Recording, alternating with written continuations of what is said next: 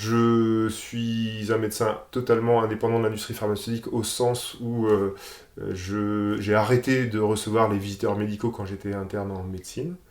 Mon expérience, elle remonte à mes études de médecine, puisque finalement, j'ai commencé à ce moment-là à me poser des questions sur les liens avec l'industrie pharmaceutique. J'étais assez choqué au cours des stages hospitaliers de voir des visiteurs médicaux se balader comme s'ils étaient chez eux, alors que ce sont des espaces publics et non privés. Sur mes remplacements, j'ai toujours essayé de choisir des médecins que je remplaçais qui avaient les moins mauvaises pratiques. C'est-à-dire qu'en fait, rapidement, quand je suis arrivé en Charente, j'ai sélectionné les médecins qui faisaient des ordonnances à rallonge, des ordonnances avec des mauvais médicaments en permanence, qui me mettaient en porte-à-faux vis-à-vis des gens, qui me mettaient mal à l'aise. Et donc, rapidement, je me suis orienté vers d'autres médecins que j'ai remplacés ensuite pendant 3 ans, bien précisément en fonction d'une sorte de cahier des charges qui était dans ma tête, et en particulier des prescriptions qui me paraissaient coller au plus près de la science et des données de la science, des données factuelles de la science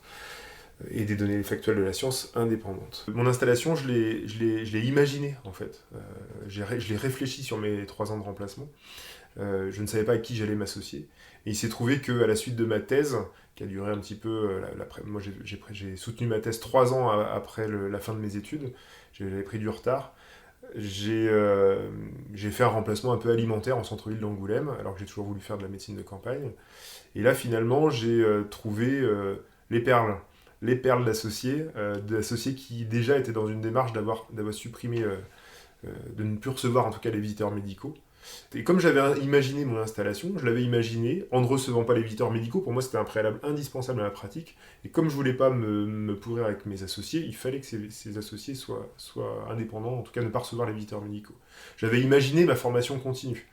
Je ne voulais pas une formation continue sponsorisée. J'avais imaginé que je pourrais être un jour maître de stage et du coup transmettre ce que je connaissais de ça. Et puis quand même, l'aboutissement de mes études, ça a été ma thèse de médecine générale, et j'ai fait une thèse qui correspondait à tout cela, et qui était une thèse sur les conflits d'intérêts à la Haute Autorité de Santé, qui a fait un certain bruit à l'époque en plein scandale Mediator, qui pilonnait l'agence du médicament de l'époque, qui était la FSAPS, et qui est maintenant l'Agence nationale de sécurité du médicament. Et moi, ma thèse portait sur la Haute Autorité de Santé.